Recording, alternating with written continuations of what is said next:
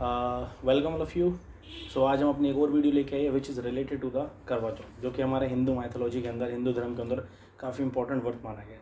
अब सुबह से बच्चों ने परेशान कर दिया कि सर बताओ इसके पीछे भी साइंटिफिक फैक्ट बनाओ। तो बीइंग अ साइंस टीचर हम लोगों ने कंक्लूड किया कि इसका क्या रिलेशन होगा। तो हमारे सनातन धर्म के अंदर ना इसके काफ़ी सारे रिलेशंस दे रखे हैं, means how it is related to the women और what is the significance of this fast. तो सबसे इंपॉर्टेंट कि भाई हम देखते हैं कि करवा और चौथ क्या रिलेट है, मतलब संधि विच्छेद। अंग्रेजों ने बेशक हमें खराब बातें बताई, एक चीज़ सही सिखा दी, डिवाइड एंड रूल। जो भी चीज़ समझ नहीं आ रही है उसको डिवाइड और रूल कर लो। तो करवा का मतलब होता है दिया और चौथ का मतलब चौथे दिन। तो चौथे दिन दिया जलाएगा किस मंथ के? कार्तिक मंथ, जो हमारा कार्तिक का महीना चल रहा है, इसके चौथे पक्ष में, यानी कि कृष्ण पक्ष के चौथे दिन हम लोग एक फास्ट रखते हैं।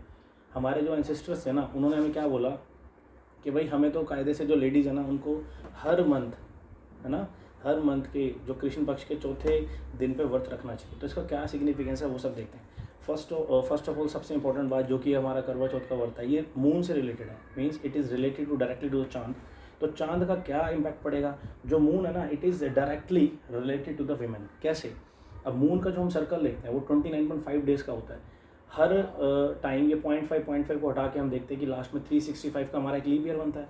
तो विमेंस की जो फर्टिलिटी पीरियड की जो मेंस्ट्रुएशन साइकिल होती है ना, वो भी 29.5 डेज से रिलेटेड होती है। कैसे? नंबर वन, जो इनकी मेंस्ट्रुएशन साइकिल होती है ना, ये ओव्यूलेट होना स्टार्ट होती है पूर्णिमा पे, ठीक है। और जितनी भी हमारी लेडीज़ हैं ये अमावस्या के टाइम पे ओव्यूलेट, मतलब ओव्यूलेट तो हो गया, वो मेंस्ट्रुएशन साइकिल से जो गुजरती है ये अमावस्या के टाइम पे गुजरती है, ठीक है, ये रिलेट हो गया। तो हमारे सारे ऋषियों ने कहा कि भाई तुम इस टाइम पे व्रत रखा करो, जिससे क्या है कि तुम्हारी फर्टिलिटी वाली हेल्थ, मेंटल हेल्थ, ये सब बढ़िया रहेगी। चलो हर महीने पॉसिबल नहीं होगा, इस टाइम पे ही क्यों होगा? अब इसका साइंटिफिक रीज़न कि why this fast is possible और मतलब मैंडेटरी क्यों है इस टाइम पे, क्योंकि जस्ट हम देखते हैं कि सीज़न हमारा चेंज होने वाला है, ठीक है। काफ़ी रिसर्चेस से पता चला है कि जो जितने भी वॉर्म्स हैं, जितने भी एनिमल है, स्पेशली फीमेल एनिमल्स है ना, कि जब उनको कोई चोट लग जाती है तो ड्यूरिंग देयर हीलिंग पीरियड वो कुछ भी नहीं खाते, means they are on their fasting period, ठीक है। तो उसी तरह अभी हमारा सीज़न चेंज हो रहा है, तो इस टाइम पे हमारे सनातन धर्म के अकॉर्डिंग 3 हमारे दोष होते हैं, वाक, कफ और पित्त, ठीक है। हमारे होते हैं वाक, कफ और पित्त। तो वाक और कफ दोष जो लेडीज़ में होता है ना, वो कम हो जाता है, क्योंकि बिल्कुल सर्दी हमारी स्टार्ट होने वाली है। और इससे क्या होता है, जो भी इनकी मेंटल हेल्थ है, ठीक है, इनकी हार्मोनल हेल्थ है और इनकी जो फर्टिलिटी वाली हेल्थ है ना, वो भी ठीक होती है। मूड स्विंग्स वैसे नहीं होते, ठीक है, इस टाइम पे मूड भी इनका ठीक रहता है।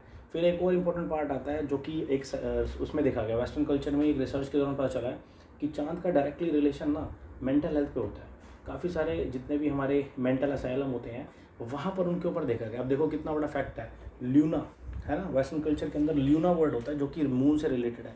ल्यूना से बना ल्यूनर, जैसे हम कहते हैं ल्यूनर एक्लिप्स, है ना, और उसी से बड़ा ल्यूनेटिक। ल्यूनेटिक का मतलब होता है पागल, हिंदू धर्म के अंदर ल्यूनेटिक का मतलब होता है पागल। एंड अप्रॉक्सीमेटली 81% मेंटल असाइलम में इसके ऊपर रिसर्च करके देखा कि पूर्णिमा के दिन ना उनके ऊपर गलत इंपैक्ट पड़ता है या उनके ऊपर डायरेक्टली इंपैक्ट पड़ता है। चांद का वैसे हमारे से इंपैक्ट पड़ता है, उसका एक मोती डालते हैं ना यहाँ पर, चांद का एक मोती डालते हैं जिनको गुस्सा आता है।